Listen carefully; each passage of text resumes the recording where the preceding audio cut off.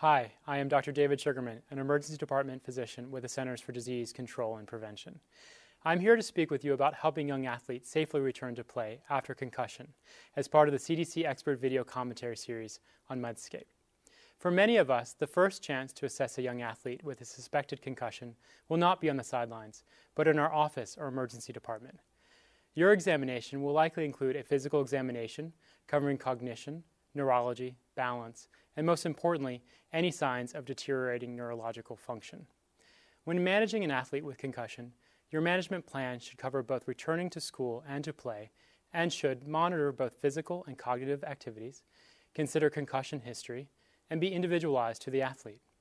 Outside of the emergency department, in most cases, it will be possible to monitor the athlete where you work, especially if the number and severity of symptoms are steadily decreasing and gone within 7 to 14 days. If you work in an emergency department, an athlete should be referred for follow-up care from a healthcare professional who can help him or her gradually return to school and to play when fully recovered. An athlete should not leave an emergency department and return to practice or play the same day, nor should a future return to practice or play date be given at the time of an emergency department visit. There are 5 gradual steps to help safely return an athlete to play, adapted from the International Concussion Consensus Guidelines. Return to play progression. As the baseline step of the return to play progression, the athlete needs to have completed physical and cognitive rest and should not be experiencing concussion symptoms for a minimum of 24 hours. Keep in mind, the younger the athlete, the more conservative the treatment.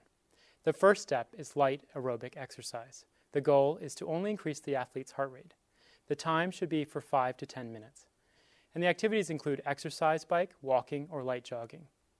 Absolutely no weightlifting, jumping, or hard running. Step 2 is moderate exercise. The goal of this step is to limit body and head movement. The time should be less than your typical routine. The activities include moderate jogging, brief running, moderate intensity stationary biking, and moderate intensity weightlifting. Step 3 is non-contact exercise. The goal of this exercise is to increase intensity without contact. The time can be closer to the typical routine. The activities include running, high-intensity stationary biking, and the player's regular weightlifting routine and non-contact sport-specific drills. This stage may add some cognitive component to practice in addition to the aerobic and movement components introduced in steps 1 and 2. Step 4 is resuming practice. The goal is to eventually reintegrate into full contact practice. Step 5 is returning to play. The goal of this step is to return to competition. It is important to monitor symptoms and cognitive function carefully during each increase of exertion. Athletes should only progress to the next level of exertion if they are not experiencing symptoms at the current level. If symptoms return at any step, stop these activities, as this may be a sign the athlete is pushing too hard. Only after additional rest, when the athlete is once again not experiencing symptoms for a minimum of 24 hours, should you start again at the previous step during which symptoms were experienced.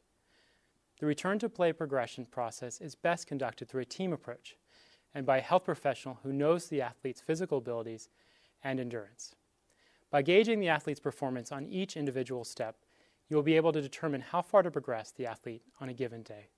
In some cases, you may be able to work through the one step in a single day, while in other cases it may take several days to work through an individual step. It may take several weeks to months to work through the entire 5-step progression. Before the start of the season, learn about your state, league, or sports governing body's laws or policies on concussion. Some policies may require you to take a training program or provide written clearance as part of the return to play process for young athletes. Remember, while most athletes will recover quickly and fully following a concussion, some will have symptoms for weeks or longer.